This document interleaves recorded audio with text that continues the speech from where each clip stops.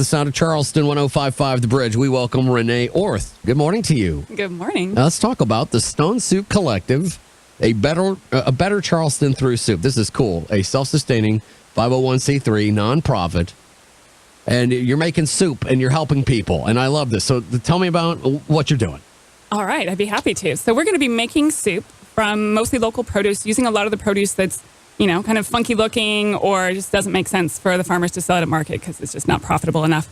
And turning that soup into delicious, healthy soup. And we're going to sell it. And for every bowl of soup we sell, we're going to be gifting a bowl of soup to somebody in Charleston in need.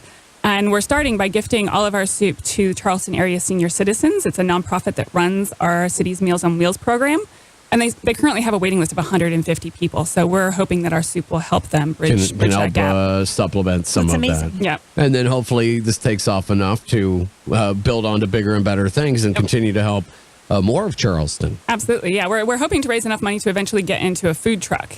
And if we can do that, we are going to be able to sell, we believe, about 1,000 bowls of soup a week pretty easily. And that means we're going to gift 1,000 bowls of soup a week. That's over 50,000 bowls of soup a year that we'd be able to feed. That's fantastic. Yeah.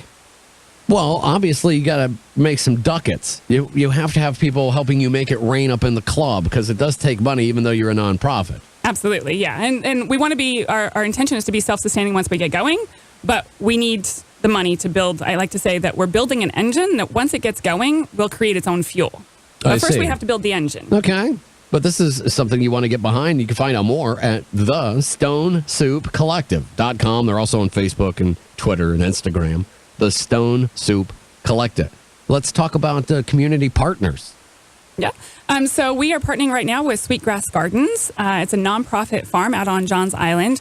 And they, a couple of years ago, got a generous grant from Boeing to build a commercial kitchen for local entrepreneurs who wanted to turn our local produce into product. And they have space for us to make our soup there. So if people wanted to buy soup, how do they do that?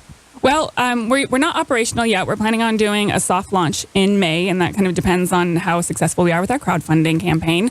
But we are going to be doing kind of like a CSA model where, you buy your box of produce once a week. But with us, your produce is already made into soup.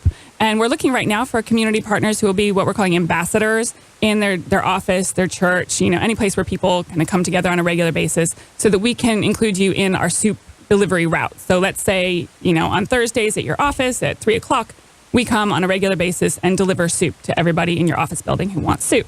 And we actually have an app that you can download, and you say where your pickup spot is. And a couple of days before we get there, you can find out what kind of soup we're making. You can order, you can pay. And then when we deliver it, you'll get a little reminder saying, hey, don't forget to pick up your soup. So very streamlined to make it super easy. And you're helping others at the same time. Yeah. The Stone Soup Collective. Find out more at thestonesoupcollective.com. On Facebook, on Twitter, on Instagram. Help them raise some money here. The crowd farming funding to start. What is wrong with me? All of those things. Right. Yep. They're raising money to get this idea off the ground. And we'd like to help in any way we can. And we certainly hope folks will. TheStoneSoupCollective.com. Renee Orth, thanks so much for coming in, and the best of luck to you. Thank you.